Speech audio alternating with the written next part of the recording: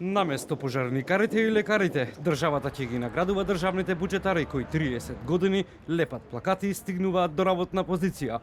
Вака универзитетскиот професор Борче Давидковски ја коментира одлуката на владата да им ги зголеми платите на вработените во државната администрација со по 30%.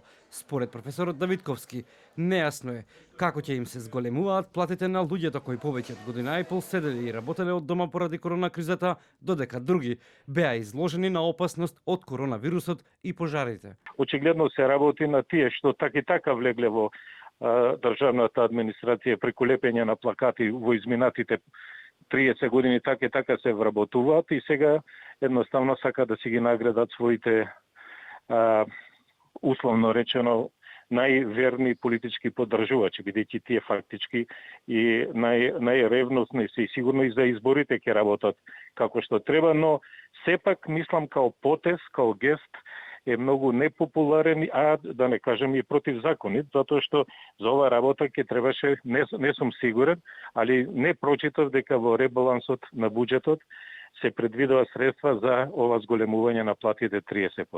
Професорот Давидковски дополнително прашува зошто администрацијата, а не службите кои се борат со корона кризата и пожарите, не добиваат заслуги. Да беше за пожарникарите, лекарите, има резон и има смисла. Има луѓе од Австрија волонтери доаѓаат, па некои се повредија, па ни благодарам не им кажавме, а овие што седат дома, да земете со 30% да ги наградите визави останатите, мислам дека е непримерено. Од владата молк на прашањето од телевизија 24, колкав е бројот на службеници за кои владата одлучи да ги награди со надоместок од 30% над редовната плата, меѓу кои прашањата зошто владата се одлучи да дели награди за државни службеници точно пред избори. Од опозицијата и денеска со критики. Одбија амандман за пари за набавка на противпожарни возила, тоа го одбија. Сега е јасно зошто. За да има пари за системски подкуп, за селективни 30% на плата за партиски војници во администрацијата.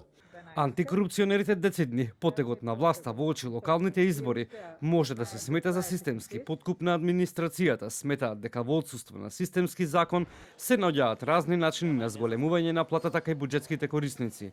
Владата ваквата одлука ја донела на 5 август, кога во државата се распламтуваа пламените јазици. Истата е подпишана од вице-премиерот Артан Груби, бидејќи премиерот Зоран Заев беше на одмор.